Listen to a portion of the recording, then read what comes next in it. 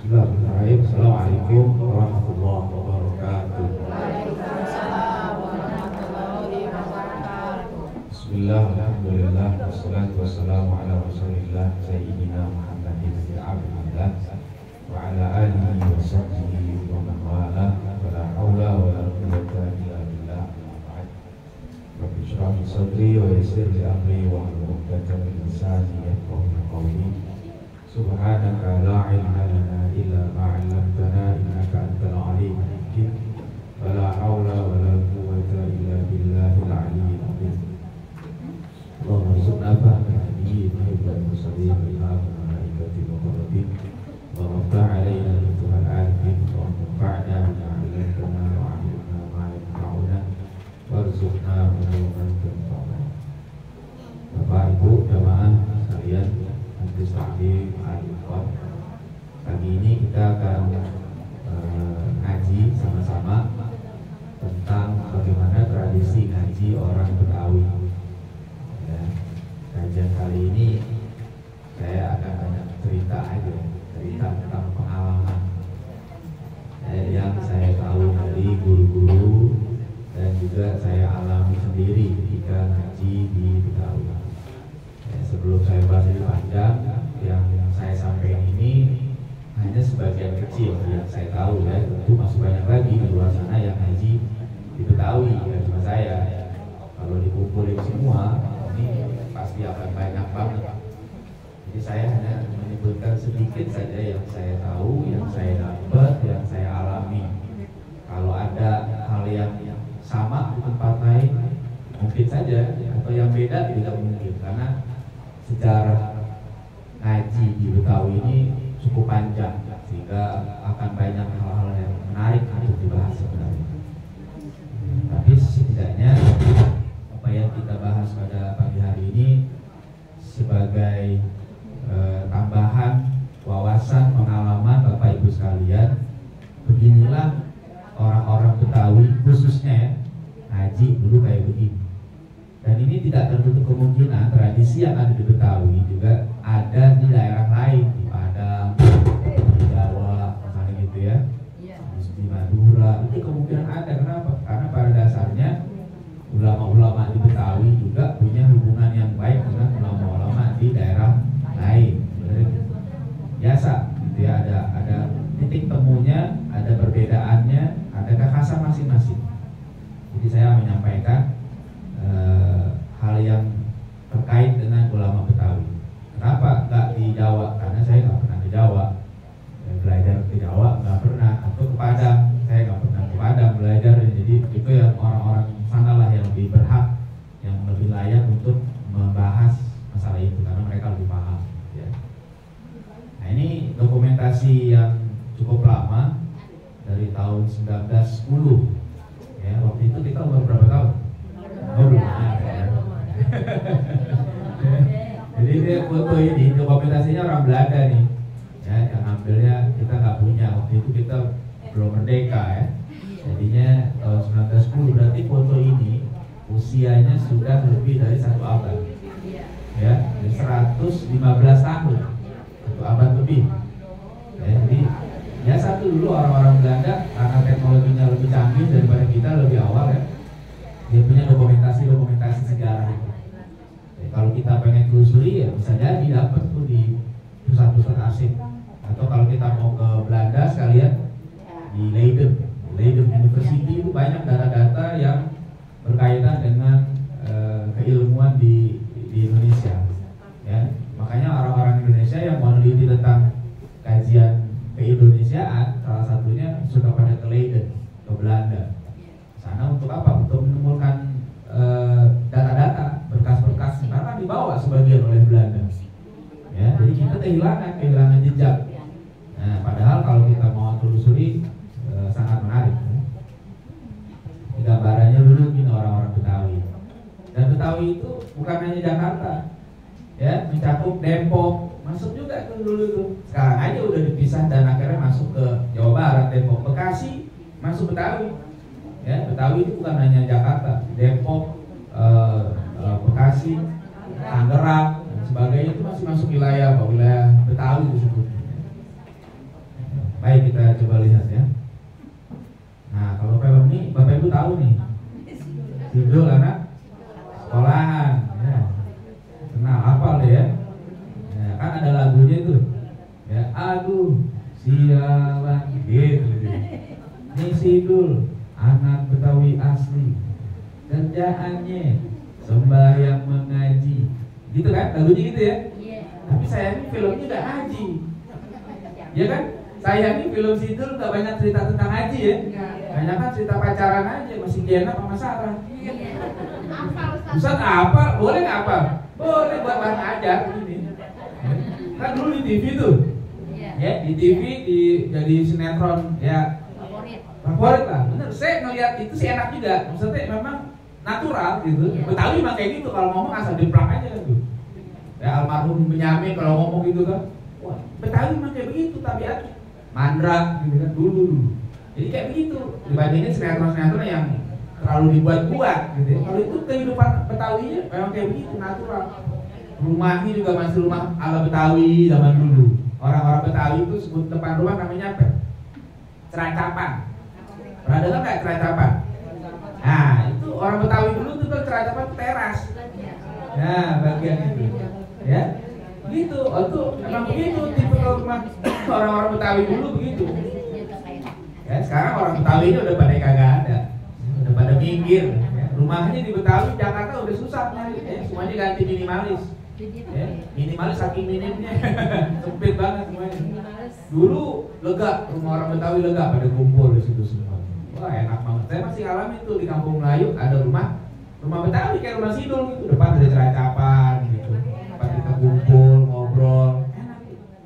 Nah, film Sidul ini kalau seandainya diangkat lagi nih tentang mengaji, nah itu cakep. Ya, mumpung jadi wabuk nih, Sidulnya harus dikasih tahu, Bang Dul bikin lagi dong film, tapi ceritain jangan pacarannya, sisi ngajinya dong diangkat, gitu. Ya, kalau pacarannya kita nggak perlu, ya. Cuma orang demen sih masalahnya. Ini Jenab pakai Sarah, gitu ya. Jadi yang dikasih media apa Sarah? Nggak tahu. Yang di bioskop kan ada itu. Jenab, dua-duanya. Masya Allah, saya belum nonton soalnya. Ya gitu deh. Saya nggak paham deh. Yang pasti itu kan film ya. Nah, jadi sayangnya itu film menceritakan budaya saja, budaya Betawi ketika itu. Yang begitu bangga, ya. Benyamin punya anak jadi tukang insinyur. Gitu, tukang insinyur. Belum ada ceritanya itu. Tapi kalau seandainya mau ditambahin itu film sebagai ngangkat sisi religiusnya, wah itu lebih cakep. Kan lagunya gitu, sembahyang mengaji, bukan sembahyang kuliah. Sembahyang mengaji, tapi sisi mengaji kurang diangkat. Ya. Oke. Sekarang kita lihat prestasinya dulu nih. Prestasi ulama Betawi dan Betawi. Ada seorang Belanda yang namanya Snok Hurdoje, orang Belanda yang nyaru jadi orang Islam. Ini terkenal nih orang Belanda, pinter bahasa Arabnya, pinter belajar sampai ke Al-Azhar, Kairo, ngerti banget soal Islam. Itu namanya Snok Hurdoje, ya. Dan dia tahu, dia nulis, dia jadi konsultan Ratu Belanda kalau ada apa-apa tuh. Ya, wallahu a'lam tentang status keislamannya diperselisihkan. Ya, kenapa? Karena ada yang bilang dia pura-pura masuk Islam, tapi memang pinter nih. Itulah orang-orang Barat masuk ke Islam itu bukan hanya sekedar dari jauh, dia pelajari tuh Qurannya, hadisnya, bahasa Arab, sehingga dia masuk orang nggak paham. Apalagi diganti nama, bukan Snok Hurdoje. Ya, nah dia nulis satu buku ya yang judulnya Muhammadanism.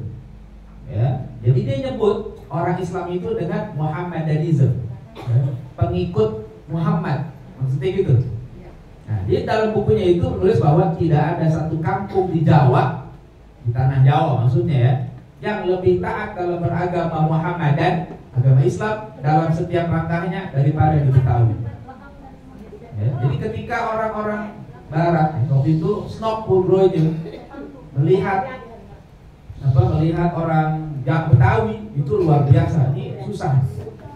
Ya, Snok Hurdoje mendapatkan tantangan ketika datang ke tanah Betawi. orang-orangnya disiplin, orang-orangnya apa?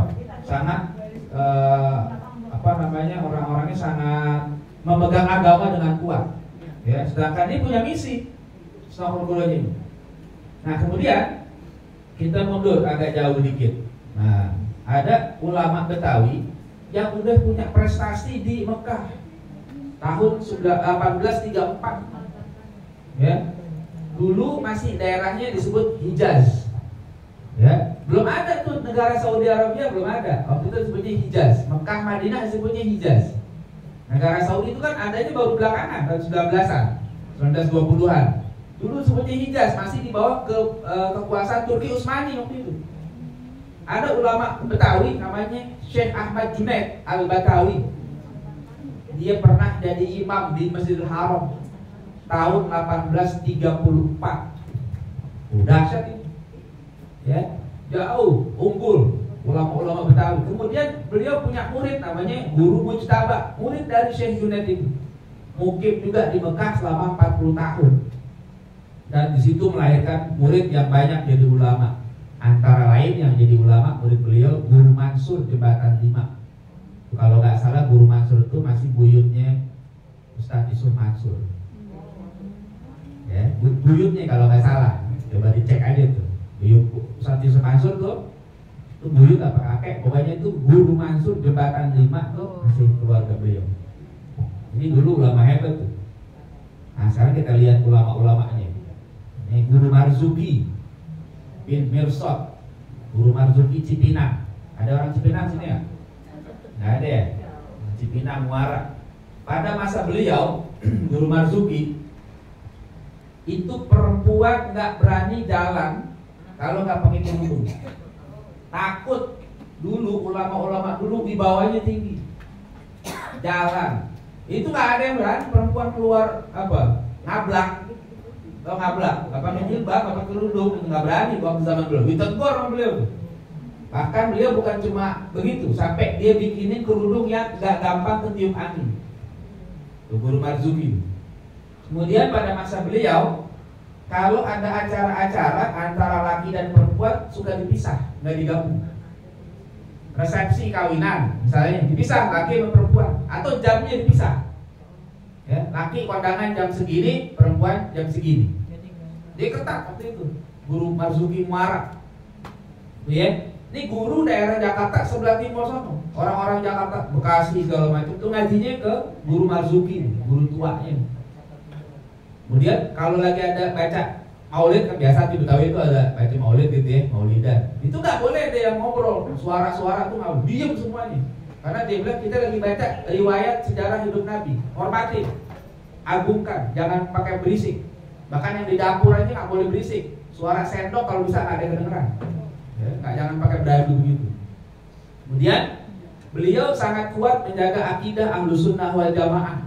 Sampai dikenal pada masa itu ada ungkapan begini, akidahnya orang Mester Jatinegara gak bisa diganggu-ganggu. Tahu Mester? Masih ada pasarnya? Masih ya? Jatinegara tuh. Dulu masih ada Jenderal Urip. Lapangan Jenderal Urip tuh. Dulu banyak yang dagang, nggak tahu sekarang. Ya, pasar Jatinegara masih ada. Tuh Mester Jatinegara tuh orang situ. Dia bilang pokoknya ini akidah jangan diganggu-ganggu. Gitu, dia kuat banget.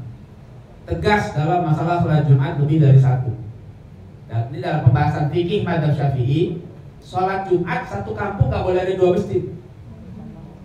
Zaman dulu, sekarang udah susah. Kalau sekarang udah terlalu banyak orang. Zaman dulu nggak bisa. Dari zaman di kitab-kitab disebut emang kalau ada satu kampung sholat Jumatnya 2, maka yang sah adalah yang pertama kali takbir. Maka yang belakangan nggak sah. Itu secara hukum fikihnya. Tapi nanti ada perkembangan lagi. Ya, bagaimana kalau susah disatukan? Ya, bagaimana kalau ada hajat untuk menambah masjid dan sebagainya? Dulu nggak boleh. Bikin masjid dulu jauh-jauh. Pernah saya dapat cerita dari guru saya, kan di belakang rumah sakit Premier sekarang nih. Dulu namanya kan Mitra Keluarga tuh. Ya, sekarang namanya Rumah Sakit Premier. Ada masjid lama situ tuh, masjid tua tuh. Terus ada murid dia, murid Kiai Marzuki pengen bikin masjid di daerah Rawabunga, dekat Berlan. Tahu ya? Kan lumayan jauh tuh. Dari Rawabunga ke Jatinegara dekat Premier, dekat Terminal Kampung Melayu kan jauh tuh. Itu sama Guru Marzuki gak diizinin. Gak boleh. Lu orang sono tetap kudu sini, gitu kata beliau. Kenapa?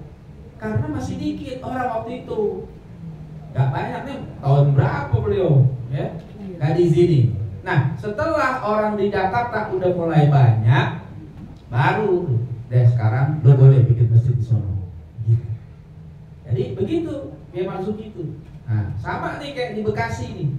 Bekasi sampai sekarang tuh kayaknya tuh kalau di Bekasi. Tahu pernah dengar nama Kiai Nur Ali?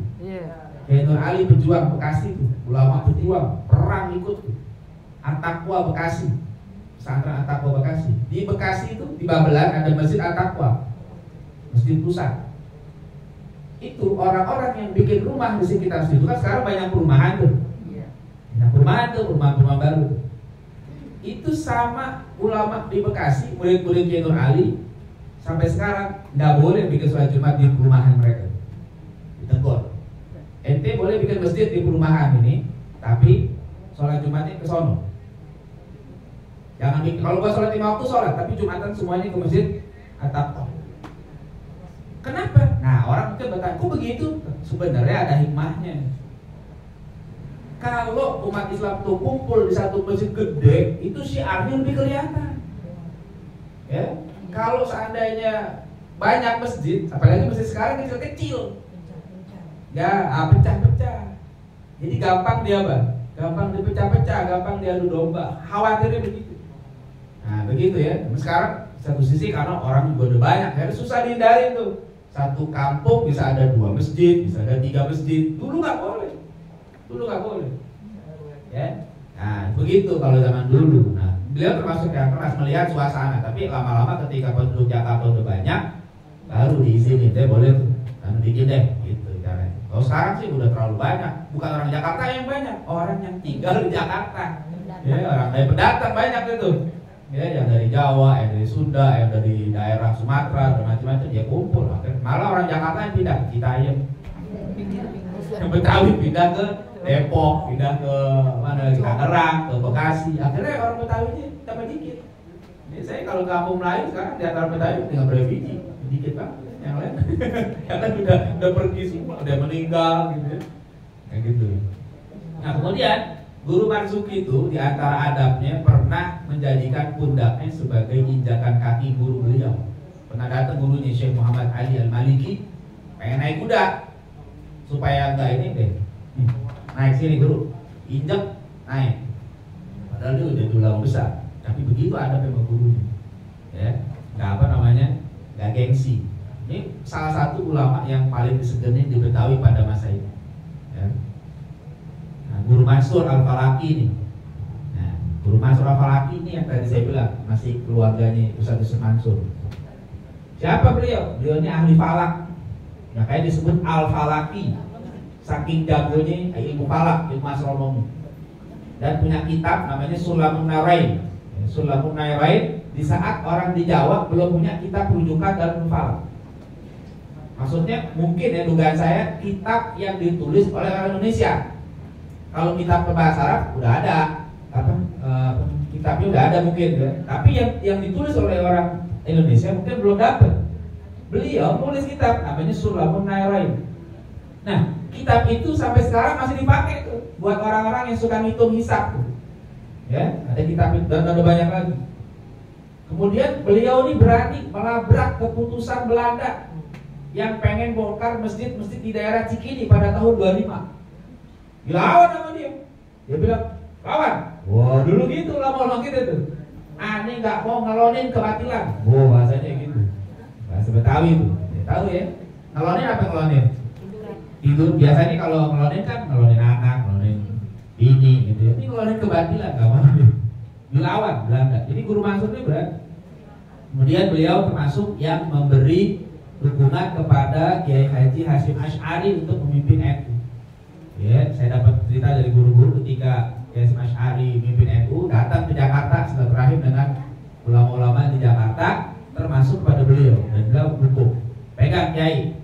Ya, kalau Kiai yang megang, mudah-mudahan NU benar. Saya dukung 5 jari. Oh, bukan 1 jari, stempel 5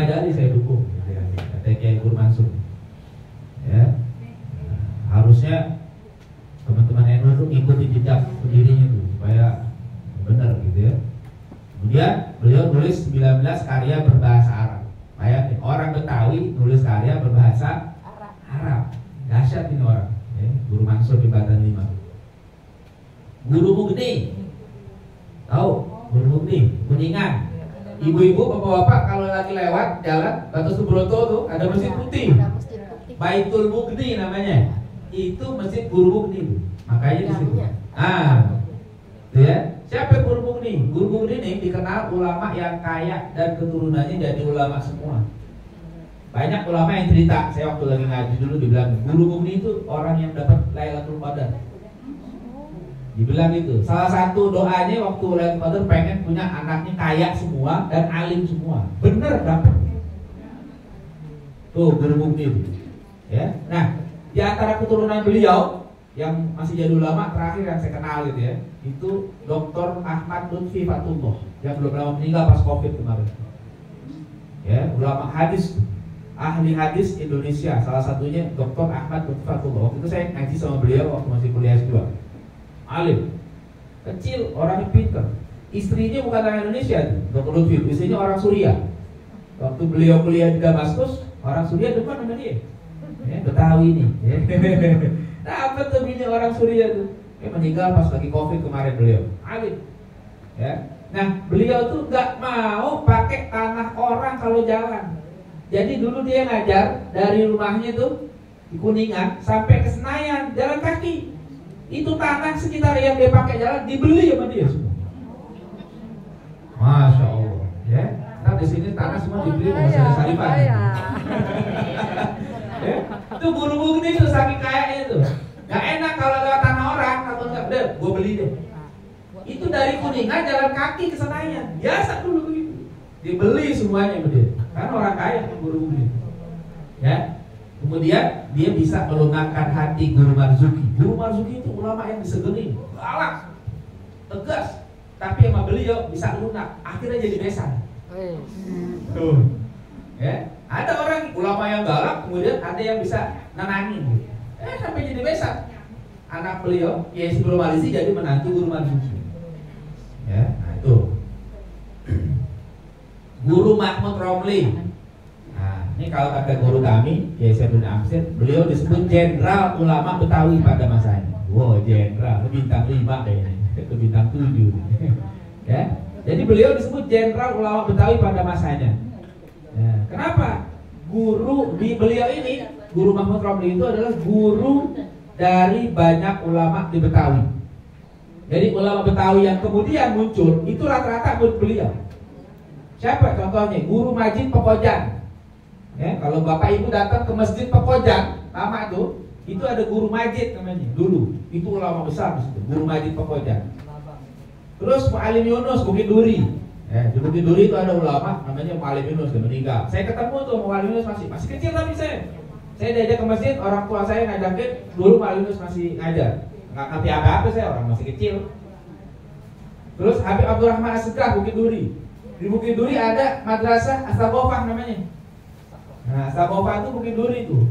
Madrasah Habaib yang bikin Habib Abdurrahman. Dulu pada zaman beliau pimpin, jangankan murid-murid As-Sabofah, tukang esnya bisa bahasa Arab. Tukang es yang dagang, es doger apa bisa bahasa Arab. Kenapa? Saking sekali-kali murid sono ngomongnya pakai bahasa Arab. Sampai tukang esnya bisa ngomong bahasa Arab. Jadi apa lingkungannya dibuat kayak begitu. Pokoknya yang dagang-dagang sekitar Sabopah pada bisa bahasa Arab. Kenapa? Karena lingkungan itu dibuat pada zaman beliau. Karena Sabopah itu sampai sekarang masih ada. Dilanjut murid-muridnya sama anak-anaknya. Beliau udah meninggal. Kiai Haji Abdullah Syafi'i. Nah, itu tahu ya? Asy-Syafi'iyah itu termasuk murid Guru Romli, Mahmud Romli. Oh, Kiai Abdul Syafi'i itu singa Jakarta tuh. Ya, dulu beliau manfaatin radio untuk melawan, mengkritisi, menasihati gubernur pada masa itu. Siapa? Ali Sadikin. Salah satunya itu. Sampai Ali Sadikin itu mau taubat di depan beliau. Berani beliau. Digerakin mahasiswa ketika ada undang-undang perkawinan tahun 1972. Itu. Ya Abdul Syafi'i itu berani betul bikin madrasah Asy-Syafi'iyah. Ya. Terus Mu'alim Syafi'i Azami muridnya, Kiai Muhammad Syafi'i Azami. Nah Nah, itu juga, ini ulama besar, guru ulama Jakarta setelah itu. Jadi sekarang nih ulama-ulama Jakarta yang ada saat ini rata-rata murid Mu'alim Syafi'i Haddad. Ya, karena beliau, kalau saya ngalamin ngaji sama beliau gak lama, 2 tahunan, karena saya belakangan, saya kan paling muda, yang lain guru senior. Tapi kalau hadir ke majelis ulama beliau, itu yang isinya yang ngaji ulama semua, kebanyakan. Jadi bukan orang-orang awam. Jadi kalau ngaji di majelis Mu'alim Syafi'i Haddad, kita akan ketemu banyak kiai di situ. Kita doang nih anak bawang. Ya. Tapi kita senang kadang melihat majelis di bawahnya tinggi, gitu ya. Pertanyaan-pertanyaan muncul juga enak, kenapa? Karena kita berfaedah. Kita tinggal mengotin aja nih. Tanya begini, tanya gitu, saya wah enak Pak. Itu zaman Mu'alim Syafi'i Haddad. Ya. Nah, terus Guru Mahmud Romli punya omongan kepada ponakannya gini. Udah aja gua ajarin jadi alim. Masa lu manusia gua ajarin kayak jadi alim? Kata dia, ngomong sama ponakannya. Lu ngaji sama gue. Ntar gua adu sama urusan Mesir, lu yang mana? Pede. Ulama Betawi itu pede. Maksudnya ini bukan sombong. Biar yakin, belajar mau di mana aja kalau serius bisa jadi orang alim. Apa yang kudu ke Mesir kalau mau jadi orang alim? Enggak, banyak yang ke Mesir pulang kagak jadi apa-apa juga. Jadi belajar ya? Iya. Iya kan? Banyak orang yang belajar ke Timur Tengah pulang jadi ulama enggak? Kagak. Ada yang ya macam-macam deh, ada yang cuma jadi dagang, apa iya jadi ulama. Jadi maksudnya nanti ilmu tuh ada di mana aja. Enggak mesti ke Mesir. Asal di sini kalau mau belajar bisa pintar juga. Ya. Kemudian beliau ahli bela diri juga. Dan beliau sakit hernia atau orang dulu bilang turun derok. Tapi kalau ngajar nih enggak ditunjukin kepada orang-orang. Kepada muridnya enggak ngajar biasa aja. Padahal sakit. Tapi enggak pernah ngajar. Tetap aja ngajar. Enggak. Kayak kalau ngajar dan itu kebanyakan saya temukan ulama kayak begitu. Ulama-ulama itu kalau lagi sakit, lagi ngajar sehat. Ya, begitu kelar ngajar, baru sakit lagi. Kayaknya kenikmatan ilmu itu mengalahkan rasa sakitnya. Seakan-akan dia lupa dengan sakitnya itu. Itu banyak kita temukan. Ya. Guru Khalid Gondang Dia. Ya, di Gondang Dia tuh ada Guru Khalid namanya, seorang guru yang ahli ma'rifat. Ya, sangat alim. Ya, kemudian dia ini seorang sufi yang mengamalkan ilmunya. Sampai Guru Marzuki sangat segan sama beliau. Guru Marzuki itu kan galak, tegas. Tapi sama Guru Khalid hormat. Kenapa? Karena dia bukan orang sembarangan, orang luar biasa. Ya, beliau belajar di Mekah waktu itu. Ya, kepada Guru Ahyad. Ya, beliau belajar. Tapi pulang dari Mekah, Guru Khalid ini enggak bawa kitab. Satu pun enggak dibawa kitab. Biasanya orang kalau belajar dari Timur Tengah pulang ke sini bawa nggak kitabnya? Bawa, banyak kitabnya itu, berdus-dus, ditaruh lemari itu banyak. Ya, tamu gitu datang, takut biasa tinggal kitabnya, padahal belum tentu dibaca. Dan kitabnya banyak, ya bagus kalau kalau jadi pajangan, kitab jadi hiasan, ya. Hiasan rumah, tapi kalau dibaca jadi hiasan diri, makanya dibaca kitabnya. Nah, beliau pulang dari Mekah nggak bawa kitab sama sekali. Jadi simbol apa? Simbol ilmu, pengamalan, bukan simbol atributnya. Itu kalau kata ulama apa? Al-ilmu fis-sudur, la fis-sutur. Jadi ilmunya benar-benar nempel, tertanam di hati, bukan cuma di catatan di buku. Enggak. Tuh, ya. Nah, dia tadinya pengen tetap di Mekah, tapi pulang ke Indonesia gara-gara apa? Dia punya guru namanya Guru Ahyad. Orang Betawi juga, Guru Ahyad di Mekah tinggal. Seorang yang sangat soleh, sangat alim, cinta ilmu, nggak kenal apa-apaan selain ilmu. Dulu di Mekah ada pasar Seng, ya. Kalau yang senior tahu deh itu. Sebelum dibongkar dulu ada pasar Seng. Sekarang udah nggak ada. Itu Guru Ahyad di Mekah tinggal lama. Ditanya pasar Seng kagak tahu. Pasar Seng di mana? Nggak tahu. Kenapa? Karena selama di Mekah dia nggak pernah jalan-jalan. Ngaji aja, ngaji, bolak-balik gitu aja. Dan kata ulama yang saya dengar, kalau beliau jalan dia cuma ngeliatin jempol kakinya doang. Jadi kagak nengok sono sini. Kalah kami kita. Baru ke Mokas dulu. Bin Daud apa? Ya, tawafnya di Bin Daud. Ya, di Mekah habis tawaf di Ka'bah, ke Bin Daud tawaf lagi itu. Apa toko ini sampai bikin konten. Zaman sekarang. Itu guru ahyat di Mekah lama. Pasar saya kagak tahu. Gimana pasar saya? Nggak tahu. Emang benar-benar kagak tahu. Saking cinta ilmu. Nah, guru Khalid ngaji sama guru ahyat ini. Ketika udah lama belajar, guru ahyat pengen ngaji sama muridnya. Saking pinternya itu. Nah, guru Khalid malu. Nah, masa guru mau ngaji sama kita? Akhirnya dia saking malu udah pulang aja dah. Pulang ke Betawi. Gitu, karena menghormati gurunya, dia malu. Gurunya minta ngaji, maksa. Guru saya malu lah, saya kan murid gitu. Tapi memang dia diakui oleh gurunya, beliau orang alim itu. Itu kadang-kadang tuh guru-guru tuh, ya. Jadi orang yang pinter, gak gengsi belajar sama muridnya. Kalau kata muridnya, ya dulu murid tapi dia pinter, sekarang gak gantian belajar, boleh. Ya. Nah, ini guru Majid Pekojan yang tadi saya bilang.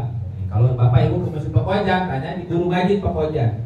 Nah, beliau ini murid utama Guru Mahmud Romli tadi itu, jenderalnya ulama Betawi.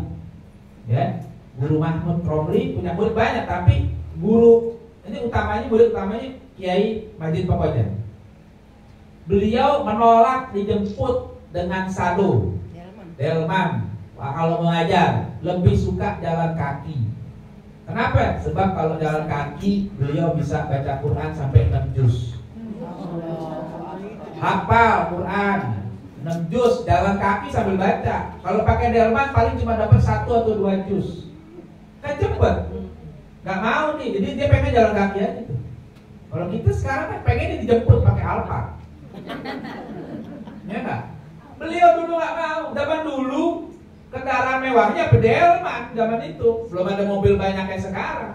Gak mau, udah biarin dulu, tunggu aja di sono, kan titik gitu. Biar gue jalan. Jalan, dan dia hafal Quran. Dia sambil jalan itu baca Quran bisa sampai 6 juz. Itu enak banget. Dia gak mau dijemput. Sukanya jalan kaki. Tuh, ulama Betawi begitu. Kemudian Guru Marzuki yang tadi sangat disegani di Betawi sampai ngomong, kalau aneh nggak ada, ente panggil tuh Majid buat gantiin aneh. Jadi ilmunya diakuin sama ulama juga, ketahuan, ya. Dan beliau pernah berdebat dengan Hasan Bandung, Persis. Hasan itu kan pinter, jago debat, dikenal. Dan dia orangnya baik, Hasan itu orang baik. Meskipun dia debat, dia memang untuk ilmu ya, bukan sentimen atau enggak.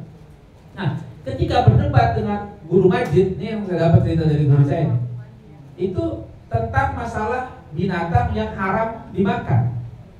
Kata Hasan, selain 4 jenis makanan yang diharamkan Al-Quran, maka yang lainnya makruh. Kata Hasan begitu. Nah, kemudian terjadi perdebatan dan Guru Majid ngomongnya gini santai, Tuan, kalau begitu ceritanya, berarti Tuan harus belajar sorof lagi. Gituin sama Guru Majid. Ketika mendengar jawaban Guru Majid, Hasan langsung, kayaknya benar juga. Akhirnya Hasan habis itu memperdalam bahasa Arab lagi. Terima Hasan tuh, gentle. Hasan disampaikan kritik begitu, dia nggak sombong, gitu ya. Jadi dia nerima apa? Nerima masukan dari ulama lain.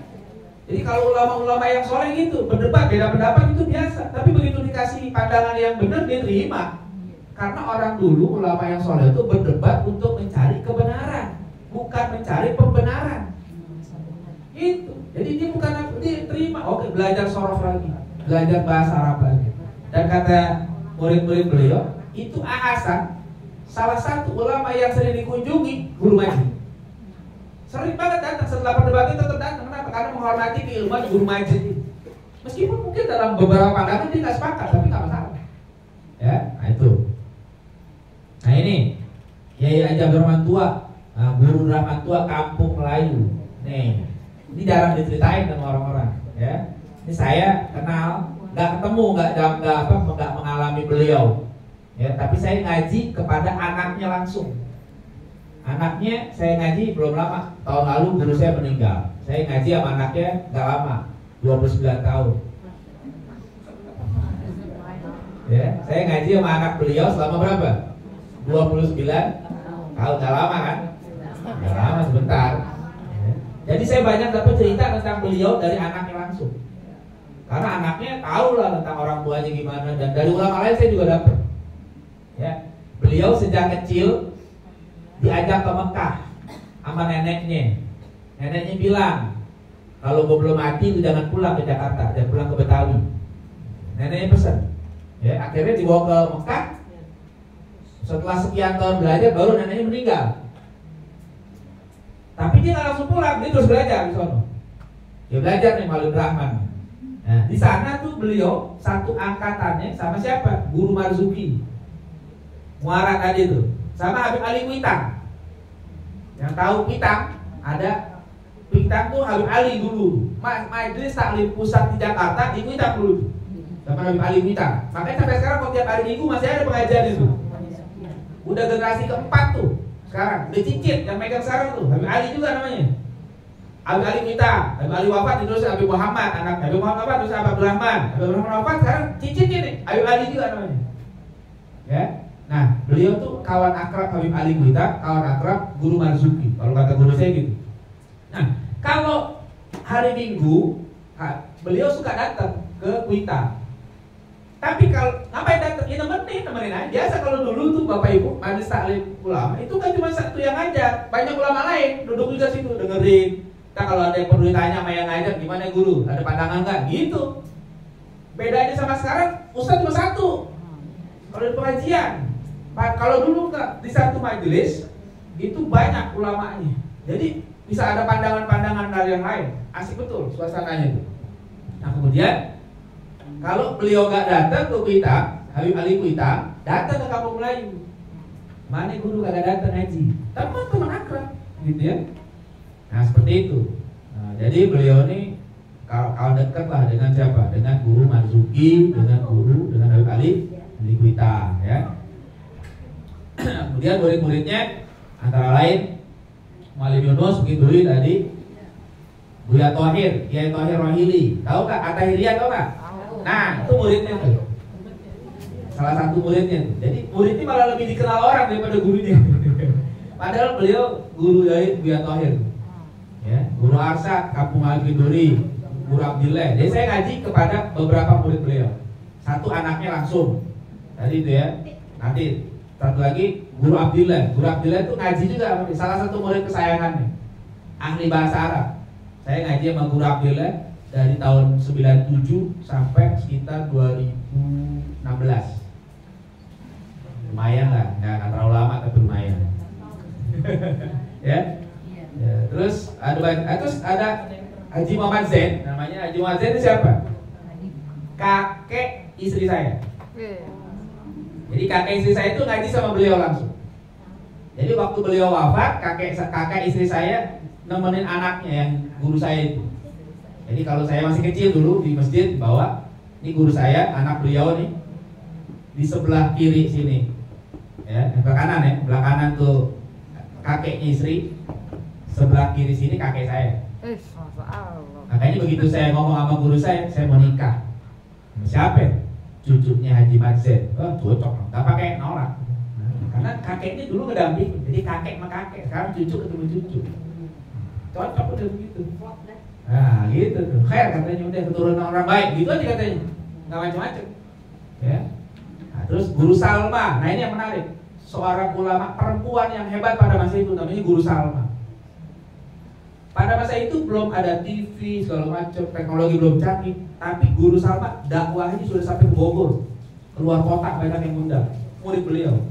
Dan Guru Salma itu akhirnya apa? Jadi murid Habib Ali Kuita. Salah satu istri Habib Ali Kuita yang bukan Syarifah ya, itu Guru Salma. Pinter, ulama perempuan yang hebat, bukan cuma ceramah, memang alim betul, alimah betul. Ngaji sama beliau, pinter banget, ya. Nah, kemudian ya Mustafa tuh murid beliau, anak sendiri, ya salah satu anaknya yang lama mendampingi beliau sampai wafat. Nah, saya ngaji kepada anak beliau tuh yang lama di situ. Nah, ini sebagian yang saya tahu. Nah ini sebagian guru yang lain tadi yang saya sebutin, guru apa? Kiai Nur Ali, ya Kiai Haji Muhajirin Amsar Bekasi. Di Bekasi itu ada Yayasan An-Nida namanya ya, Yayasan An-Nida. Nah itu beliau ulama Betawi Bekasi. Unik nih ulama yang ini, Kiai Muhajirin. Dia orang Betawi, tinggal di Bekasi, mazhab fikihnya Maliki. bukan Syafi'i. Makanya kalau ke rumah beliau bulan Syawal, dia nggak puasa Syawal, makan minum. Karena dalam mazhab Maliki puasa Syawal hukumnya makruh. Jadi kalau orang-orang datang ke rumah dia, kita, lu puasa ya udah puasa lu, gua mah kagak gitu. Dia tuh, kayak Marzuki pinter, saya kapan kayak Muhajirin, ahli hadis, kitabnya banyak. Ya saya dapat beberapa kitab beliau dari muridnya, pinter. Ya, Kiai Abdul Syafi'i, Kiai Tahir Rahili ini pendiri apa? At-Tahiriyah tuh. Tidak Syafi'iyah.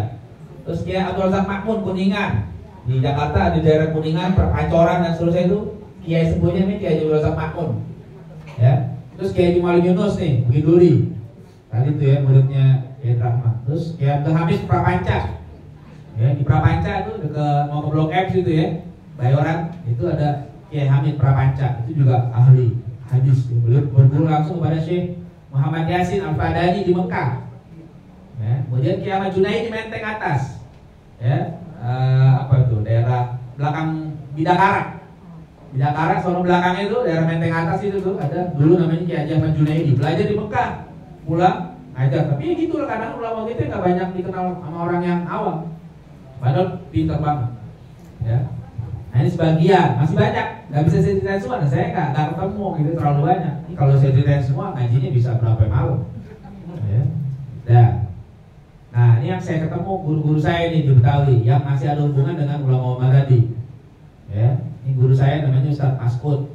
Ya, waktu masih kecil saya ngaji sama dia, ngaji apa? Baca hafalan Quran, ngaji fikih dasar, ya, itu banyaknya gitu tuh. Pelajaran-pelajaran dasar, fikih dasar, Quran, hafalan, tajwid dan sebagainya. Nah, ini guru Mujtaba. Nih orangnya. Ngaji sama beliau apa? Ngaji tajwid, ini tajwidnya jago nih, pinter. Saya banyak dalam belajar tajwid dari beliau, tahsin tajwidnya dari beliau. Suaranya enak. Ngaji kitab Arab Melayu. Ya, dulu tuh kalau ada kitab-kitab Arab Melayu saya dapat dari beliau, diajarin nih. Ngaji fikihnya, akidahnya, akhlak, tapi pakai kitab Melayu. Beliau. Ya. Ini guru yang lain, Ustaz Agus namanya. Nah, saya banyak belajar bahasa Arab dari beliau. Ya, ini kalau saat di zaman dulu udah ada handphone, kayaknya fotonya lebih banyak. Ini zaman dulu nih, karena dulu kan pakai kodak, kokang, ya, pakai isian tuh, ya. Dikit di roll gitu kan, dicetak deh, ya, kamera gitu ya. Ini teman-teman aja dulu. Jadi saya dulu ngaji bahasa Arab, banyak belajar sorof, nahu dasar dari beliau. Ya. Nah ini kenangan waktu masih ngaji sampai sekarang udah berkeluarga. Jadi pulang ngaji kalau langsung pulang gitu mah. Ya, kita bagian nyupir, ya, cuci piring. Kadang pulang ngaji bukannya jam 9, di 12 baru pulang. Ya, habis ngaji malam kunci, kita ngobrol lagi, pulang baru. Gitu tuh. Ya, dari kita masih pada muda, sampai sekarang udah pada berkeluarga, masih kumpul masing-masing. Nah, ini guru saya tadi yang saya ngaji 29 tahun. Ngajinya begini modelnya. Ya, duduk aja biasa. Kok sendirian? Ya karena gak ada yang kuat ngaji sama beliau. Saya ngaji sama beliau, muridnya banyak gitu awal ngaji. Ada 20-an orang, tapi muntaber, ya, mundur tanpa berita. Gak kuat ngaji sama beliau. Pokoknya tiap ngaji wajib baca, wajib terjemahin, ditanya i'rab dan segala macam. Gak bisa kuping siap panas. Bukan dijewer, dimaki-maki. Siap. Oh, pokoknya galak. Makanya saya ngaji bertahun-tahun itu sendirian bukan karena niat privat, enggak. Emang saya ajak? Enggak. Kalau main bola banyak kok teman saya. Makanya dia nanya sama saya kalau waktu ngaji, ente gak punya teman? Saya bilang teman apa dulu? Kalau teman main bola banyak. Kalau ngaji, ya itu kadang-kadang susah. Terus dia nanya sama saya, emang ada galak ya? Enggak. Masa saya bilang galak? Enggak. Tapi kok pada nggak mau ngaji mana? Ngaji males gitu. Karena emang galak. Orang di kampung Melayu tahu sama beliau wibawanya. Jadi karena anaknya yang tadi tuh, anaknya Guru Rahman tua, galak. Saya kalau ngaji sama dia tuh udah persiapan. Semuanya kalau takut ditanya itu udah siapin. Kamu kan? Oh ngeri. Tapi ya asik. karena udah sering ngadepin guru kayak gitu ya sekarang biasa aja. Ini kampus ketemu profesor apa gitu ya, jadi ketempa biasa gitu ya. Saya banyak ya sampai meninggal beliau kalau kemarin sampai sekarang saya masih sama keluarganya baik. Nah, Guru Abdullah nih, salah satu rumah guru saya begini. Orang sekitarnya kagak ada yang ngaji sama dia. Orang dipikir bukan ulama. Rumahnya begini aja tuh, gembel. Rumahnya kecil, nggak ada yang tahu. Padahal di dalamnya kalau kita ngaji tuh gantian, saya ngaji sendiri-sendiri juga. Ada yang ngaji, apa sebelum saya nanti siapa yang saya masuk, habis saya ada lagi. Begitu. Di rumah kecil ini orangnya tuh. Ya adil lah. Saya masih muda banget tuh, Sweet 17 kayaknya. Masih muda tuh saya tuh, ya, ngaji tuh. Ya. Jadi waktu itu belum ada kamera canggih kayak sekarang. Waktu itu kebenaran dekat situ ada tukang foto. Saya panggilnya, kalau foto itu lah saya punya kenangan sama guru nih. Gitu.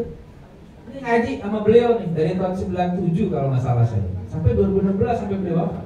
Saya ngaji. Dan ketika beberapa kali beliau matanya dioperasi katarak, itu liburnya cuma pas operasi. Begitu udah pulang ngaji. Ya, biar kata matanya ditutup. Dia tahu, Iqra, baca. Salah. Foto. Salah. Tahu nih. Ya apa? Kita tadi katarak aja nggak apa. Beliau apa? Jadi begitu ngajinya tuh. Ya. Baik banget. Ya, Masya Allah sampai beliau wafat. Nah, ini guru saya juga. Nah, ini masih hidup nih guru saya. Sampai sekarang saya masih ngaji sama beliau. Tiap Sabtu saya ngaji. Dari tahun 97 juga saya ngaji sama beliau. Sekarang tiap Sabtu saya ngaji. Ya, dari masih muda terus jalan sana kemana. Dan saya banyak dikenalin ke guru-guru senior lewat beliau. Boncengan aja waktu itu naik motor. Karena habis ngaji nih. Ngaji lagi sana ngaji. Saya boncengin beliau. Nanti makan di mana gitu. Jadi hubungan kita sama guru tuh asik banget gitu. Ya. Jadi kayak teman, tapi bukan kita yang ngerapi, tapi memang begitu bukan. Nah, ini waktu masih ngaji ke rumah beliau, silaturahim lebaran biasa begitu. Ya. Nah, ini contoh sebagian kitab yang pernah saya baca. Saya kalau ngaji saya tandain ini kitab khatam tahun berapa? Saya tandain. Ini contoh tuh. Khatam tahun tanggal 16 November 1998. 98. Udah saya khatamin tuh kitab. 26 Rajab tahun 1419 kepada Ustaz Jamaluddin. Terus yang dibawa tuh beberapa kitab kepada Kiai Abdillah ini. Jadi saya masih simpan kitab-kitab saya ngaji dulu. Ada catatannya tuh. Jadi kalau saya mau ingat kenangan, ya Allah dulu ngaji begini. Ada masih saya simpan tuh. Ini kalau jadi sejarah mahal gitu. Jadi enak betul. Ya. Kemudian saya ngaji ke beliau, Maulid Syafi'i Adami. Ini yang dibilang guru Jakarta. Ya. Ulama Jakarta hari ini itu rata-rata murid beliau. Ya, Maulid Syafi'i Adami disebutnya sumur yang tak pernah kering. Ya, kenapa? Setiap hari diambil ilmunya nggak habis-habis. Ada terus. Ya. Dalam satu minggu beliau ngajar 30 majelis. Satu minggu 30 majelis. Satu majelis minimal baca 2 kitab. Bukan 1, 2 kitab. Kitabnya bukan kitab tipis-tipis, kitab gede-gede yang berjilid-jilid. Makanya majelis beliau bukan majelis orang awam, majelis ulama Jakarta ngaji sama beliau. Ya, jadi kalau pengen jadi alim waktu itu ikutin aja tuh 30 majelis alim tuh. Kenapa? Di sini ngaji tafsir, sana ngaji fikih, sana ngaji hadis. Semua bidang beliau ajarkan. Enak. Jadi beliau memang kenapa dicari? Ilmunya luas. Ya. Nah, ini Kiai Kamal Paseban masih hidup orangnya, masih ada di Paseban. Habib Rizik kenal dekat banget sama dia ini, ya salah satu penasehat, ya Habib Rizik lah kalau ada apa-apa yang dituakan beliau, Kiai Kamal Paseban. Saya ngaji ke beliau. Nah ini orangnya tuh, ya, Kiai Kamal. Jadi, dan saya kenal beliau dari mana? Anaknya teman kuliah saya. Jadi waktu saya kuliah di Jakarta, kata teman-teman, nih babenya dia kiai besar. Oh iya benar saya bilang itu. Iya, akhirnya saya main ke rumah dia. Main, dikenalin, ngaji saya waktu itu sore. Ditemenin sama anaknya. Udah sering main tuh ke kamarnya, ngobrol, ngaji aja gitu. Ya, Ramadan ngaji. Nah sekarang saya rutin kalau tiap tahun khutbah di masjid tempat beliau. Itu atas permintaan beliau. Ya. Jadi alhamdulillah masih ketemu lah ulama-ulama yang senior. Ya, ini yang meninggal, Kiai Said bin Amsir. Ya, dan Kiai Bunyamin baru beberapa hari yang lalu wafat Kiai Bunyamin di Pojokerto. Ini pengganti Mu'alim Syafi'i Adami. Kiai Said bin Absir juga salah satu murid utamanya. Kiai Said bin Absir ini dia ulama Betawi yang juga dosen di IAIN. Ya, beliau cerita waktu ngaji kita. Beliau itu adalah lulusan terbaik IAIN pada masanya. Angkatan pertama Fakultas Usuluddin beliau lulusan terbaik. Tapi nggak boleh lanjut S2 di IAIN waktu itu. Ada lulusan terbaik IAIN. Kenapa? Waktu itu rektornya Harun Nasution. Harun Nasution pemikirannya agak apa? Liberal. Nah, dia sering kritik Harun Nasution. Jadi kalau masuk S2 di sana ngeri-ngeri juga nih kayaknya nih. Nggak boleh masuk situ. Dia cerita waktu di pengajian, aneh lulusan terbaik Fakultas Usuluddin, tapi aneh nggak boleh lanjut S2 di situ. Ya, beliau di Bunyamin. Nah, kemudian ini baru belakangan saya ngaji sama beliau, Kiai Marwazi. Masih ada di Kuningan rumahnya, belakang gedung cyber. Ke gedung cyber Kuningan tuh. Nah, beliau karena saya baru tahu nama beliau belakangan pas Covid. Ya, saya ngaji ke beliau. Kalau tiap Selasa biasanya ngaji Sahih Bukhari, karena beliau muridnya Syekh Yasin Al-Fadani ahli hadis di Mekah. Ya, baru pulang, kemudian baru ketemu.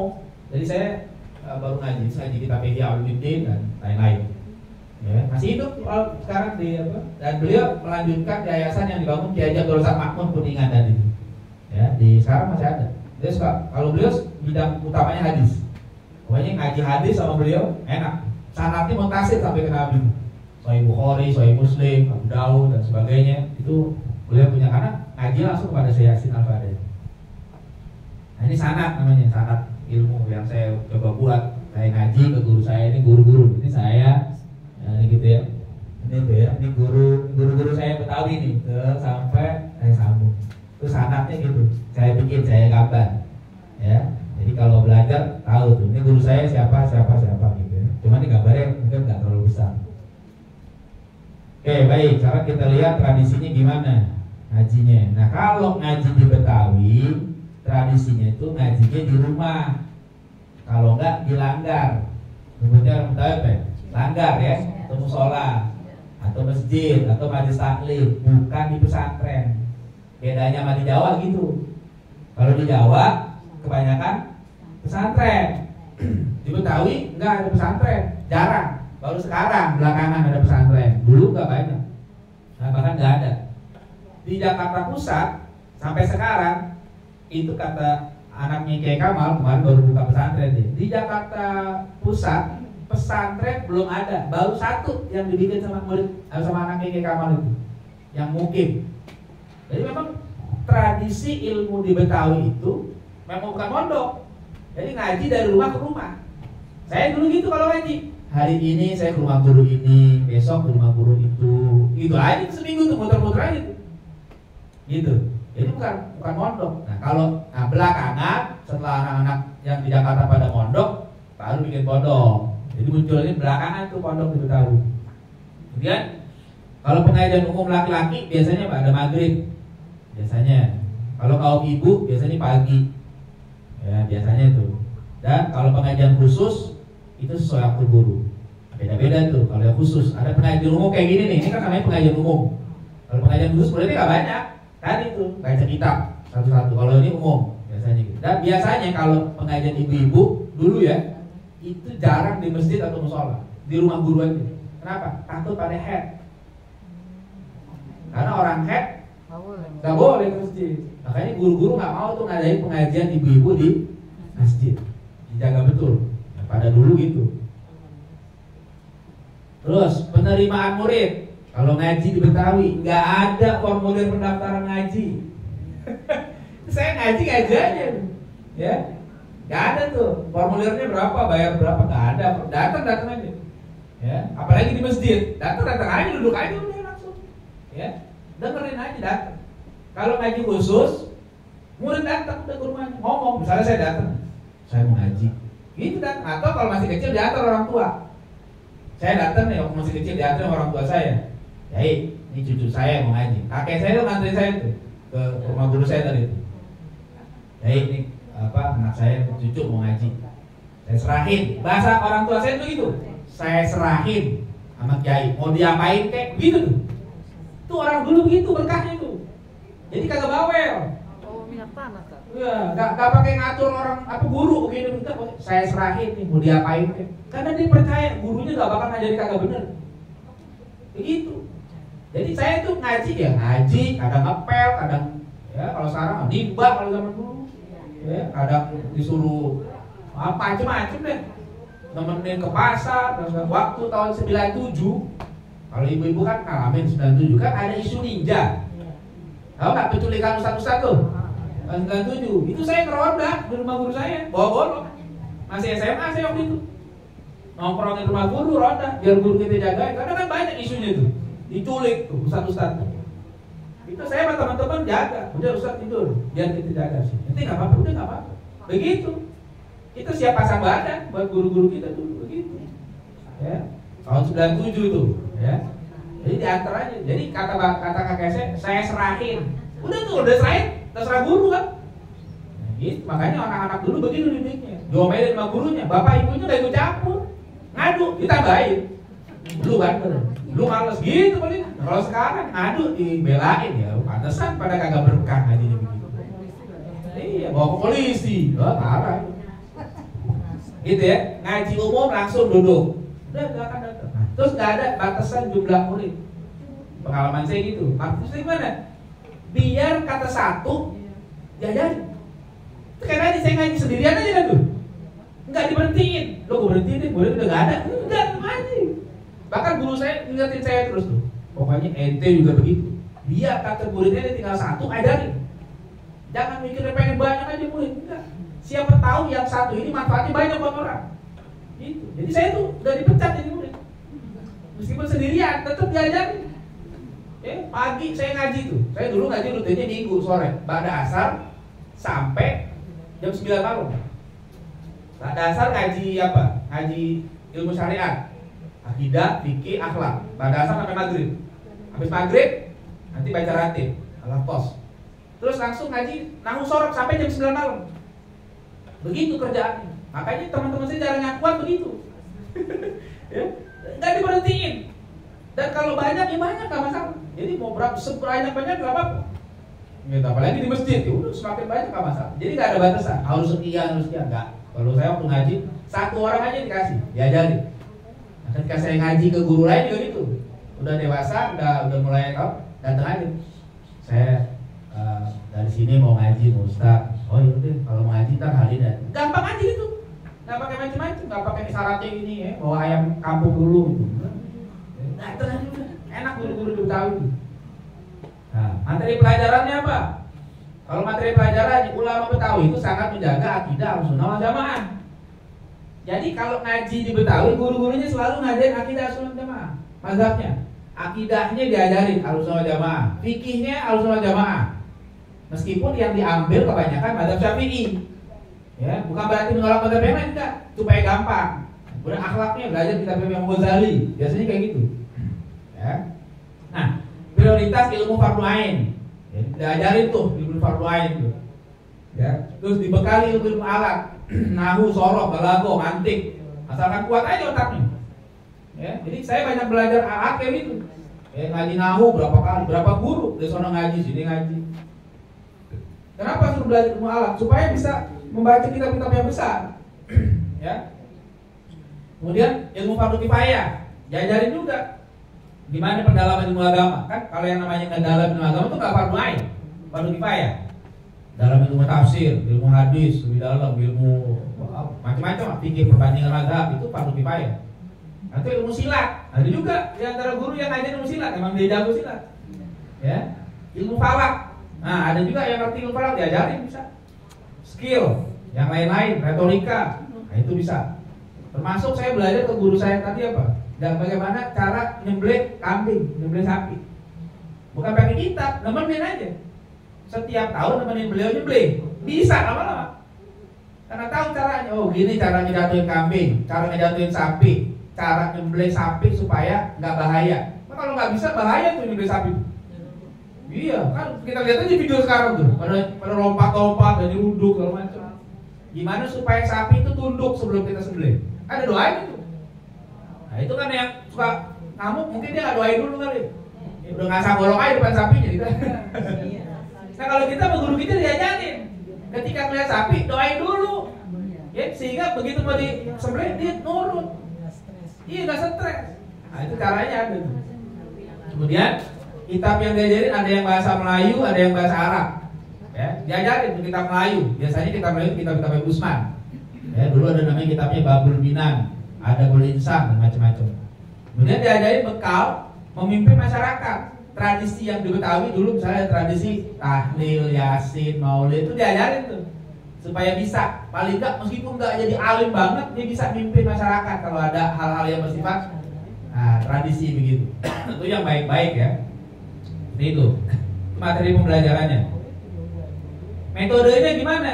Metodenya satu, kalau umum ngajinya bandongan kalau kata orang Jawa atau syarahan. Jadi guru jelasin, murid dengerin. Itu kalau pengajian umum kayak gini, ya. Sampai sekarang masih banyak ini. Kalau yang khusus biasanya lebih banyak sorogan atau setoran. Jadi bukan guru yang nerangin, murid yang baca. Murid baca, jelasin, nanti kadang-kadang ditanya itu. Kenapa begini? Kenapa begitu? Ini maksudnya bagaimana? Mana dalilnya? Begitu. Makanya itu yang teman-teman saya pada kabur begitu tuh. Kagak siap.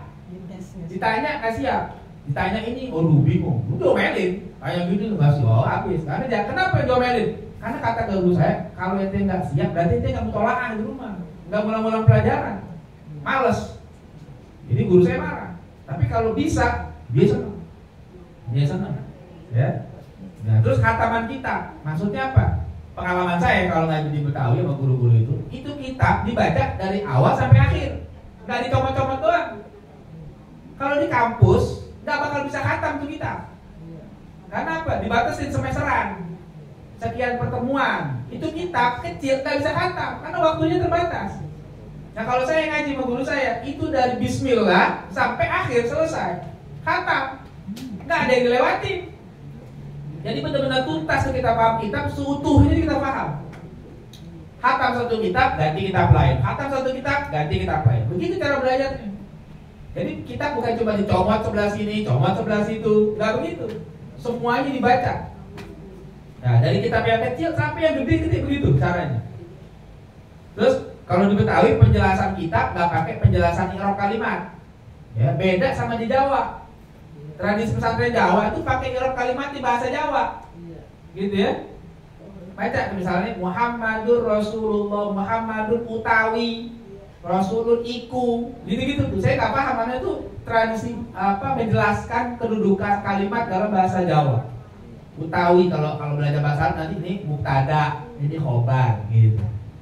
Kalau di Betawi itu langsung aja baca, jelasin. Sekali-sekali doang ditanya, kenapa ente baca begitu? Kenapa nggak dibaca begini? Kita kudu jelasin tuh. Oh kalau baca gini, maknanya begini. Kalau baca gini, begini. Gitu. Jadi tuh ngaji usul, kalau ngaji umum sih nggak ditanya macam-macam. Kitab nggak dicoret-coret dengan i'rab kalimat. Kalau di Betawi yang saya alami nih, kitab saya itu bersih. Kalau di Jawa, di pesantren Jawa atau Sunda gitu ya, rata-rata kitabnya dicoret-coret. Jadi di bawah kitab itu ditulisin ini kedudukannya. Gitu. Kalau saya nggak boleh, diomelin sama guru saya dulu. Kitab biar bersih, jangan dicoret-coret. Kalau ente nggak tahu mufradatnya, nggak tahu kosakatanya, catat di buku tulis, cari artinya, apalin. Jadi kalau kitab ente hilang, ente ganti kitab yang lain, tetap aja itu mufradat lekat di kepala, nempel. Gitu. Kalau dicoret-coret, kata beliau, kalau itu kitab hilang, ente nggak paham. Kenapa? Ente coret-coret taruh di situ. Jadi saya waktu itu kitab saya bersih, kecuali ada faedah tambahan yang saya tulis juga dengan bahasa Arab. Tapi nggak ada tuh mufradat kata-kata yang saya terjemah di situ, nggak boleh. Marah guru saya kalau ngeliat itu. Kenapa kita coret-coret? Marah beliau. Kalau dicoret-coret bagi dia itu malas, nggak mau ngapalin, nggak mau dia. Terus hafalan, praktik, banyak juga ya, muzakarah, tanya jawab, ditanya, koreksi. Bahkan kita bisa, jangan dipikir belajar sama guru di Betawi itu nunduk-nunduk aja, enggak. Dalam beberapa kesempatan kalau ngaji, kadang saya nggak sepakat, saya ngomong. Dan itu dikasih kesempatan sama guru saya, nggak pakai itu kalau guru taman nggak gitu. Kalau saya beliau ngomong gini, ngasih komentar, terus saya bilang, Ustaz kalau gini mah, kalau Ustaz ini coba itu punya pandangan apa? Nanti sampai kalau saya punya pandangan begini. Nanti kadang-kadang, nah, kalau gitu nanti begini dong, begitu diskusi biasa. Itu bukan hal yang tabu. Bukannya jadi apa? Bukan jadi nggak beradab, enggak begini. Ya. Sangka songong, enggak. Kita bisa boleh menyampaikan pendapat, oleh beliau dikasih kesempatan. Bahkan ada guru saya tadi, Dumi Abdillah, yang rumahnya tadi kurang bagus tuh ya. Pernah dalam satu ngaji saya baca, kemudian disalahin oleh beliau, dikritik, salah. Terus saya baca lagi kan, coba ulang, baca, saya baca dan sama, salah. Saya tanya, kenapa salah Malim? Itu bacanya gitu kenapa? Karena begini. Oh nggak bisa gitu, kalau gitu nanti begini. Waduh berdebat gitu. Saya argumen, saya sampaikan. Kalau yang saya paham, tapi bahasa saya tetap baik lah ya. Kalau Malim baca gitu, nanti maknanya begini dong. Kalau saya memaknanya begini, karena lihat dari polanya begini, maka akan kesimpulannya gini. Enggak, ini salah. Saya dimarahin. Tapi saya nggak perpanjang. Ya udah deh, saya nurut aja. Terusin deh baca. Udah kelar ngaji, tutup kita ngopi ngeteh biasa sama guru itu. Ngeteh. Ternyata apa? Minggu depan kan ngaji seminggu sekali saya dulu. Minggu depan begitu saya datang ke rumah beliau, belum duduk, baru masuk ke rumah, itu saya dipeluk sama beliau. Ya, dipeluk. Biasanya cium tangan doang, cium tangan. Sekarang pas begitu masuk dipeluk. Kenapa nih tumben? Saya takut ngebekasin. Kalau orang Betawi kan kalau ada yang aneh-aneh, jangan ngebekasin. Saya dipeluk. Apa dia bilang? Kenapa Malim? Saya tanya. Kata beliau apa? Ente yang bener, aneh salah. Gitu dia bilang. Jadi kata dia, yang kemarin kita bahas, ente yang bener, aneh yang salah. Dia ngaku itu. Ya? Jadi saya pikir langsung, Masya Allah, saya udah lupa masalahnya. Saya pikir udahlah biarin aja. Ternyata beliau masih mikirin masalah yang saya sampai argumen. Ente bagus. Dia bilang gitu. Ente namanya pintar, ente namanya merhatiin pelajaran dengan benar. Cuman saya juga sebagai murid gak sombong lah, gak mau saya bilang, makanya dari kemarin kurang ajar murid kayak gitu. Saya tetap balikin ke beliau. Saya bilang gitu, ya itu kan Malim juga yang ngajarin. Saya gitu bilang. Makanya beliau senang sama saya itu. Ya, alhamdulillah. Jadi itu tuh biasa. Jangan berpikir ngaji di Betawi pokoknya nurut. Enggak juga. Kadang-kadang saya suka berbeda pendapat. Itu hal yang biasa dalam keilmuan, itu hal yang biasa. Ya. Oke. Hubungan guru murid biasa, panggilnya ya baik. Kalau di Betawi itu panggilannya dulu awalnya guru, panggilan biasa. Guru, kemudian baru ada panggilan muallim, kemudian baru muncul panggilan kiai, baru panggilan ustaz belakangan gitu ya. Tapi kalau yang tadi awal-awal itu biasanya guru, makanya guru Marzuki, guru Majid, guru Mansur. Karena kan sebutan guru di Betawi itu guru dulu. Terus khidmat kepada gurunya, murid biasa tuh. Kalau di Betawi itu, saya biasa nemenin ngajar kemana-mana. Saya ngaji khusus, waktunya seminggu sekali. Tapi tiap maghrib saya nemenin ngajar guru saya. Ya, guru saya tanya, ente kalau maghrib kosong nggak? Kosong Ustaz. Udah nemenin ngajar. Tiap malam tuh saya tuh. Malam ini di musola sana, besok ke sana pindah. Jadi saya nemenin aja. Nemenin apa? Nemenin guru saya dari masjid ke masjid. Begitu. Ya. Jadi akhirnya selama seminggu itu saya bisa menghatamkan berapa kitab gara-gara nemenin dong. Ya. Bawain kitab. Ya. Jadi guru saya yang bawa kitab itu saya tuh. Ya, bawa kitab itu.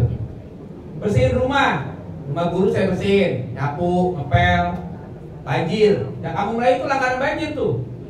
Tuh kalau banjir, yang bersihin kita tuh murid-muridnya tuh. Biasa tuh, pijet. Ya. Kadang-kadang ngajinya nggak ngaji, nggak baca kitab, pijet. Kata guru kita, ada kita apain? Pijet dong, pijet. Nggak ngaji, nggak baca kitab. Tapi sambil pijet, dia ngomong. Saya catat aja tuh. Kadang-kadang dia suka kalau pas lagi pijet, coba kita ulangin apa yang anda sampai. Lah kita lagi pijet. Tapi dia sudah coba ulangin, saya ulangin. Kalau dia bisa, kalau kita bisa, nah begitu bagus itu namanya merhatiin. Gitu. Dikasih tahu ini dari Qurannya, hadisnya. Sambil pijet kaki, pijet badan, gitu. Jarang ngotok, Ustaz. Kenapa? Jarang ngotok. Nyopirin guru kalau yang bisa nyopir gitu. Nulisin kitab juga ada di Betawi itu. Ada ulama yang nulisin kitabnya muridnya, ulamanya mendiktekan. Itu kayak Muhyiddin Amsar begitu. Beliau nulis, nggak langsung beliau semuanya, muridnya yang nulisin.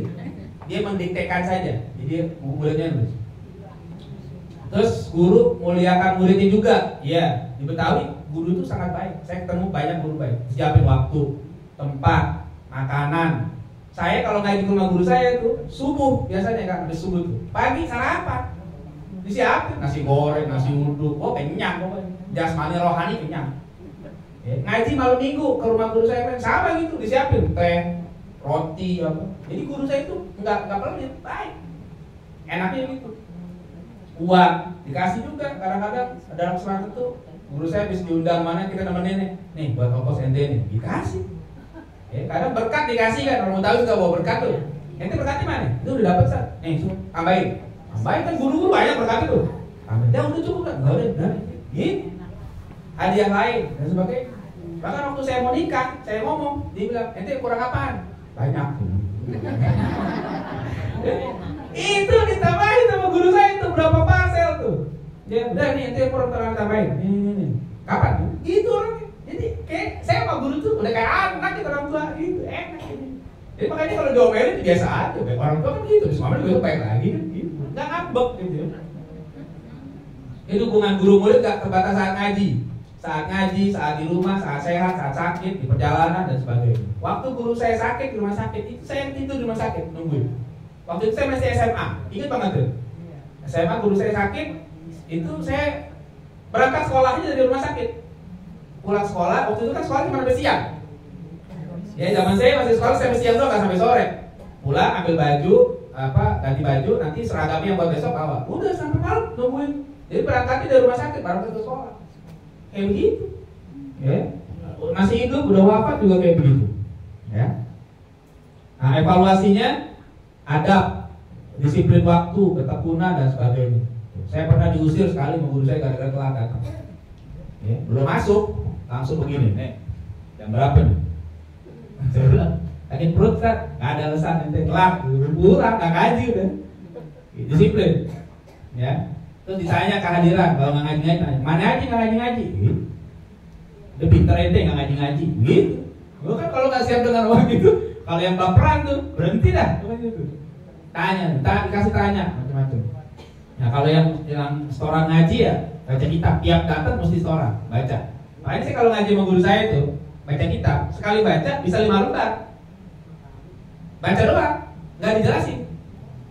Nggak paham dong, nggak gitu. Kalau udah bisa baca kitab, itu pasti paham.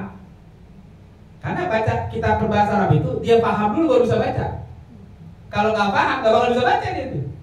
Paling tadi tanya-tanya sekali-sekali, kenapa begini, kenapa itu, maksudnya gimana? Udah sekedar, kalau bacanya udah bener, itu dianggap pemerintah paham, udah tenang aja. Begitu. Nanti kasih tugas kadang-kadang, suruh jadi badal khotib, jadi MC, mimpin tahlil, maulid dan sebagainya. Pokoknya ada penugasan lah. Tolong gantiin aneh sono, tolong gantiin sini. Itu bagian dari pendidikan di Betawi. Nah ya, terakhir pembiayaan. Di Betawi nggak masang tarif, tadi ya, formulir aja nggak ada. Ya, kali gitu bayarannya sekian ya tiap jam atau tiap bulan SPP-nya nggak pernah. Saya selama ngaji nggak pernah dimintain sama guru-guru saya. Ya, gurunya ikhlas mendidik ngajar, udah nggak pakai. Kalau ngaji di sini bayarannya sekian, enggak. Tapi guru begitu ikhlas, murid sama orang tua punya inisiatif, gitu ya. Nggak ada tuh. Tapi orang tua kita tuh, waktu kita masih kecil, orang tua kita selalu tuh ngasih hadiah ke guru kita. Ya, oh inisiatif. Saya nih tukang bawain soto buat guru ngaji saya. Dulu kakek saya itu tukang soto, punya warung soto Betawi di terminal Kampung Melayu. Saya bawain tuh satu rantang penuh, belum zaman Tupperware. Dari Tupperware belum ada, sampai Tupperware bangkrut. Sekarang bangkrut Tupperware ya. Ya, dulu saya bawain tuh. Kan ada 4 tingkat tuh rantang tuh kan. Nasi bawahnya, sotonya, empingnya, lauk. Saya bawa tiap pagi hari Selasa, dan kalau saya bawa tuh rumah guru saya, suruh orang tua tuh kirimin sono ke guru. Bawa. Sampai anaknya yang dewasa kalau ngomong masih gitu orang. Aneh kalau ente belum datang hari Selasa, aneh nggak berangkat sekolah. Kenapa? Soto. Tuh, jadi dia kata, ini aneh kata dia. Sekarang anak guru saya tuh punya pesantren di Banten. Kata dia, nih badan aneh nih berkah soto.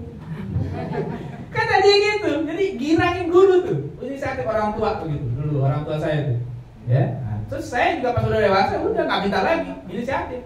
Meskipun guru nggak minta, kita kasih. Tiap bulan kita kasih tuh guru. Ya, tiap bulan kita kasih. Lebaran kita kasih atau ada hadiah, kita kasih inisiatif gitu. Jadi hubungannya itu bukan karena kewajiban, tapi memang udah begitu.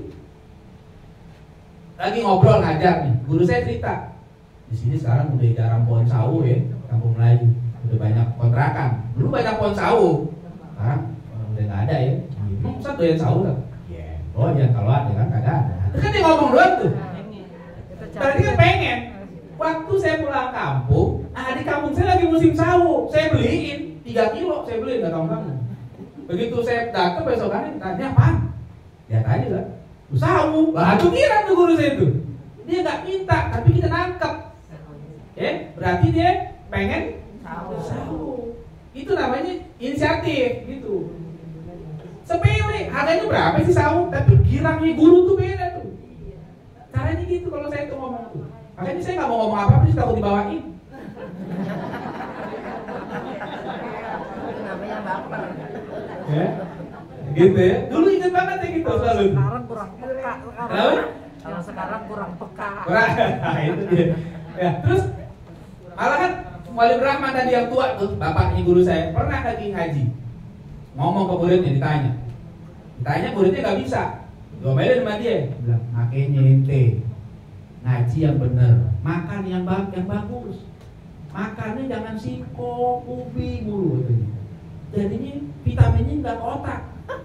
Tandain gitu, bukan nomor serius nih.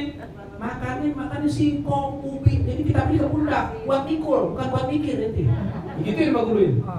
Kayak aneh nih, kayak guru, dia bahasa aja guru nih makannya apa? Telur, daging, ayam, tuh makannya kuat mikir. Udah ngomong gitu kan dia mau apa? Tujuh kalau dia nganterin. Gitu. Jadi bukan dia tujuh kalau dia nganterin, kalau kagak bersama ente. Besoknya muridnya pada bawa daging.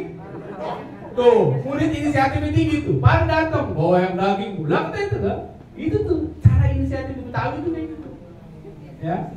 Kemudian orang Betawi itu guru-guru gitu. Kalau bikin acara nggak pakai macam-macam, cuma ngomong dong. Besok Maulid di rumah. Cuma ngomong. Besok murid yang datang bawa pisang, yang bawa air. Begitu inisiatif itu. Nggak pakai nyebarin amplop begini gitu, nggak ada tuh. Cuma ngomong doang. Besok ada acara. Atau besok mau ngawinin anak. Udah, itu kan berita. Tapi kan apa ini? Pasti guru butuh bantuan kan. Begitu caranya. Jadi nggak pakai diminta. Ente mau bantu apa? Ya itu sih bukan murid begitu. Jadi langsung aja tuh. Bilang tuh besok kan mau ngawinin anak-anaknya bulan depan tanggal berapa Ustaz? Tanggal sekian. Oh iya udah. Ini kita peka tuh. Apa yang bisa kita bantu? Begitu caranya. Enak Betawi kayak gitu, saya suka tuh. Ya. Hadiah guru diberikan bukan karena ngajar, tapi karena guru. Jadi meski libur, hadiah tetap diberikan. Pengalaman saya pribadi, saya ngaji sama Maulana Syafi'i Azami di Condet. Ya. Lebar, puasa kan libur ngaji. Ya, puasa libur tuh. Habis nisfu Syaban libur, puasa libur. Terus mulai ngaji lagi Syawal setelah orang pada kelar silaturahim itu. 10 minggu nggak ngajar kan? Itu dikasih tetap duitnya tuh. Betul, di Betawi gitu. Tapi kalau ini inisiatif pengurus masjid yang ngadain, yang undang mualim. Jadi kita semua murid-murid dikasih amplop.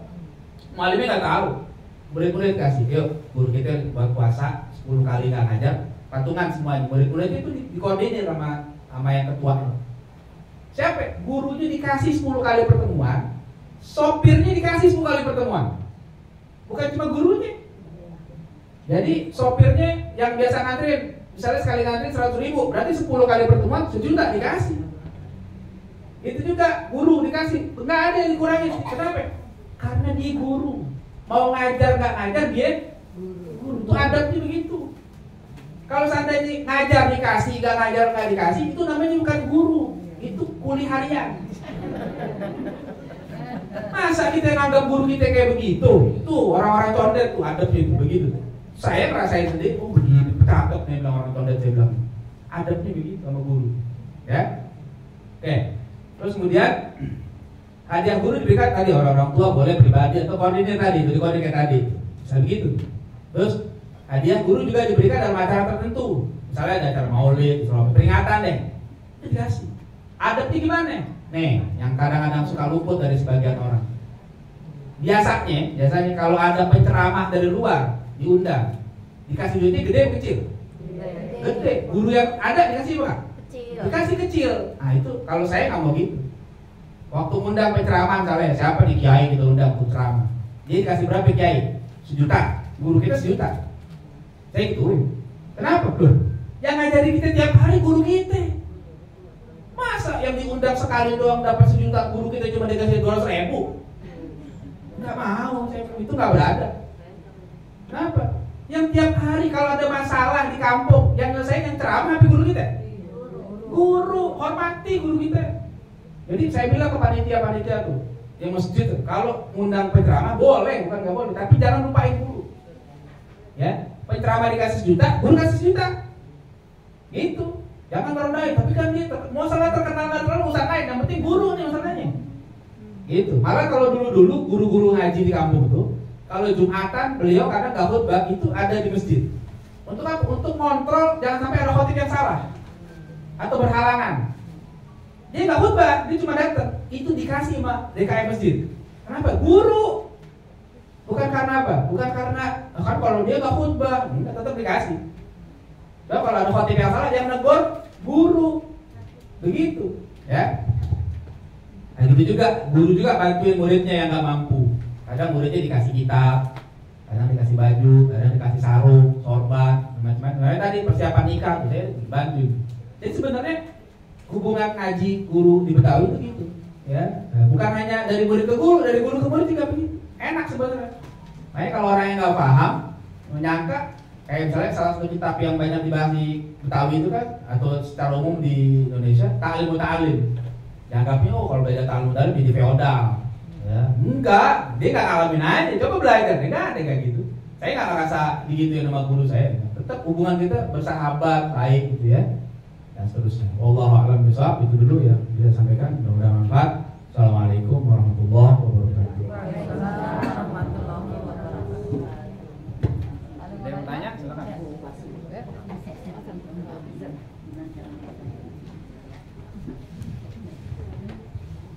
Assalamualaikum warahmatullahi wabarakatuh. Waalaikumsalam. Kebetulan kan saya punya suami bukan dan bisa maksudnya lorong-lorongan pekerjaan juga.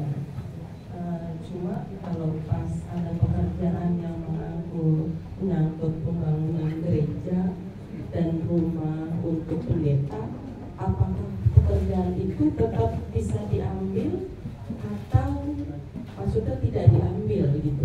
Itu aja, Ustaz. Assalamualaikum warahmatullahi wabarakatuh.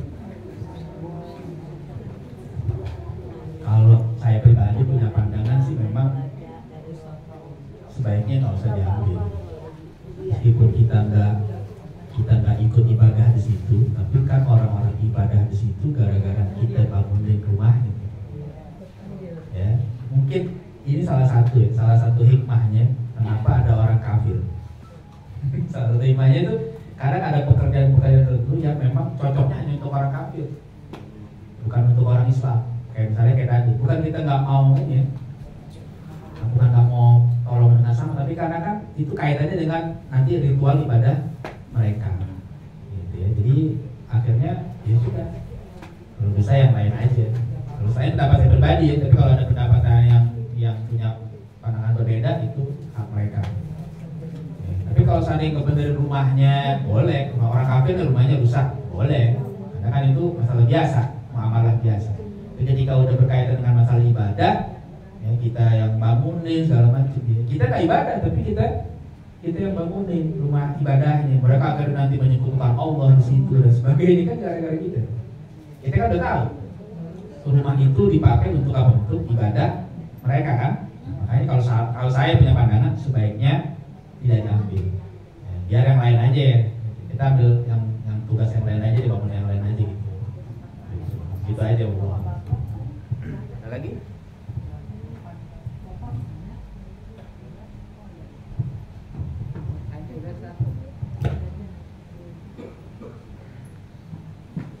Ya, angkat salam.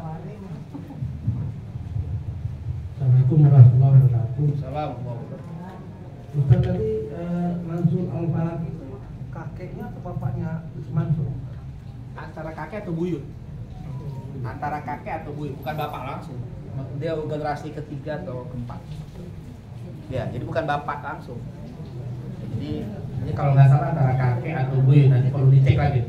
Kalau nggak salah beliau kakek, kan jauh generasi Guru Mansur tahun berapa? Di Mansur baru kemarin, masih muda, jauh. Iya. Lagi ya, Mek? Silakan.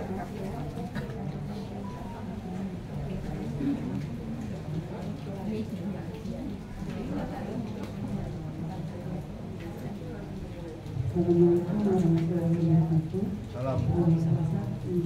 Saya kan punya pengajian, tapi pengajiannya online. Pengajiannya itu di Jogja.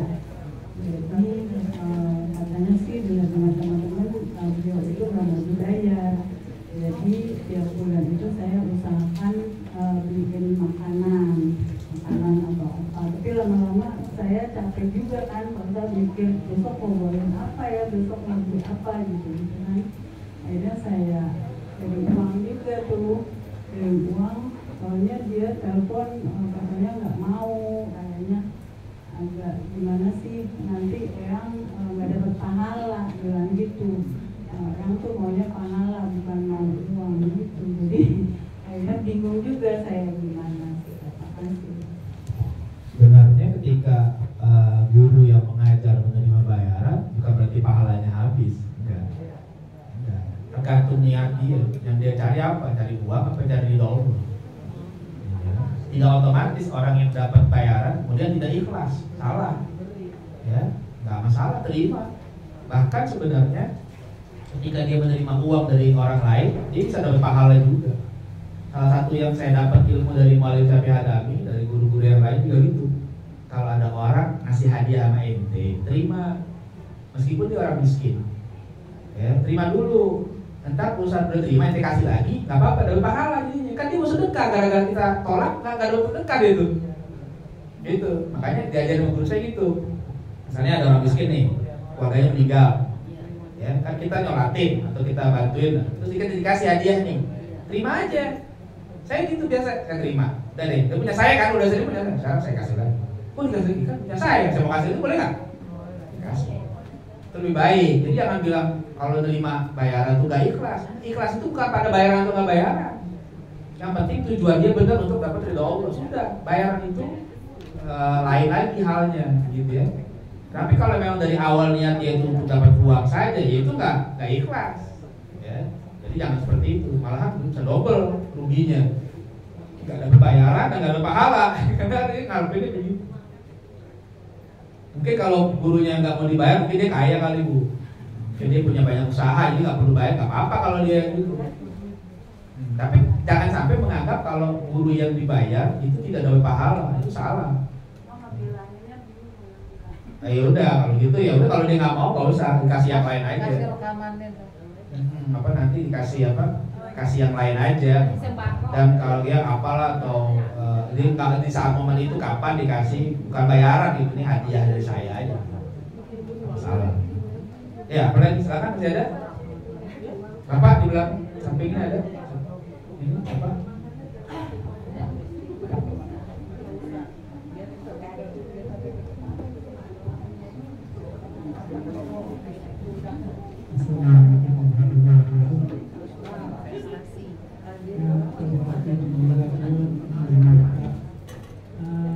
Setelah melakukan tauhid, jadi dalam tauhid itu menjelaskan tidak ada ibadah.